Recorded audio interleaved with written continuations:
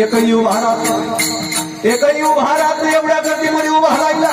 सर्वांनी मागं वळून पाहिलं मोहब्बा सुभानअल्लाह पाहिलं. कोण नाव त्याचा अफजल खान, नाव त्याचा अफजल खान, नाव त्याचा अफजल खान. जिंदा जागता शैतान खान बोलवा छाती ठोकून शुभाला टाक चिरडून. आणि खानाला त्यांनी पहिले वेगळा घेतला. त्याचा घोडदळ पायदळ फौज फाटा लई बकडा अंगीला हातीचा वेळ. अरे जो पाहणार तो घाबरणार. रस्त्यात भेटेल मंदिर उद्ध्वस्त करीत आया बहिणीची आबरू लुटत निघाला. आणि सह्याद्रीच्या दऱ्या खोऱ्यामध्ये वाढलेलं महाराजांचं स्वराज्य आणि स्वराज्याची नासधूस करण्यासाठी निघालेला अफजल खान. त्याने गनिमी दावा केला, विचार केला. आणि सह्याद्री की चूहों को बाहर निकालना है तो कैसे निकालना. महाराजांची कुलदैवत आई भवानी तुळजा भवानी मंडळी. ज्या तुळजापुराला जाऊन भवानी मातेचं आपण दर्शन घेतो ना, ती भवानी माता माझ्या राजाने नवीन स्थापन केली. आणि पूर्वीची जी भवानी माता आहे ना, ती आपल्याला खानाने उद्ध्वस्त केली. अरे घनाने मूर्ती भंगल्या तुळजा कोल्हापुरी. मंदिर उद्ध्वस्त झाली. आया बहिणीची आबरू लुटत राहिली. राजाच्या पाठीवर थाप पडला, डोळे उघडले. अरे शिवबा तुझ्या हातून बत्तीस जाता अफजल खान नावाचा बोकडाचा बळी मला पाहिजे. मंडळी राजाने संकल्प केला. गनिमी कावा त्या ठिकाणी विचार केला.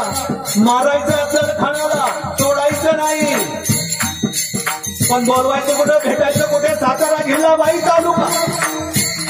सातारा जिल्हा वाई तालुका आणि वाई तालुक्याच्या ठिकाणी असलेला प्रतापगड. कारण वाई तालुका हा अफजल खानाचा परगाणा. राजाने दूरदृष्टीचा विचार केला. प्रतापगडाला बोलवलं, निरोप पाठवला, भेटीचा सांगावा पाठवला. खानानं हातात कबूल केला. आणि सर्व सैन्य त्या ठिकाणी सोबत निघालाय. कुठपर्यंत आलं प्रतापगडाच्या पायथ्याशी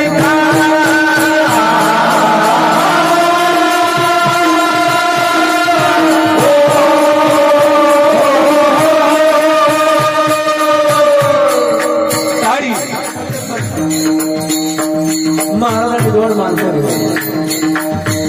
दोन माणसं निवडली. त्याच्यासोबत महाराजांच्या सोबत एक माणूस आहे. त्याचं नाव आहे जीवा महाला.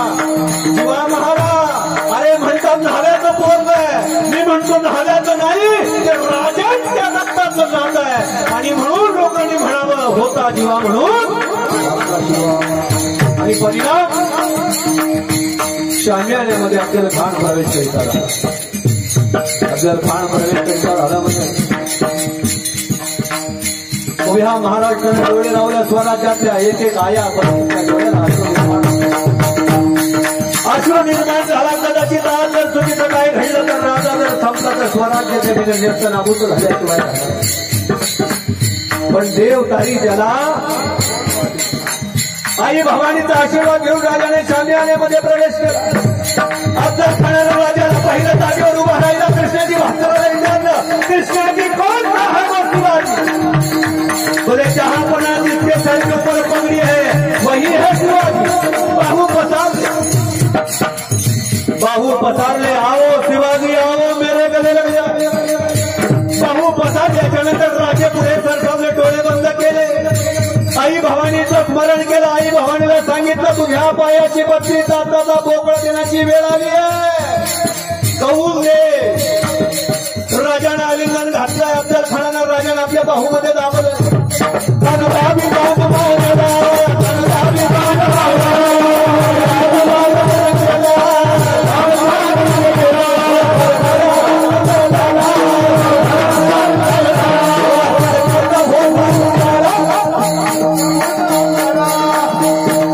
राजाच्या पाठीवरती कटरीचा वास, अंगाला का फाटला. राजाच्या अंगावरती चिलखत होती. राजांनी चिलखत घातली. ती पाठीवरती छातीवर घातली नाही. मंडळी काय का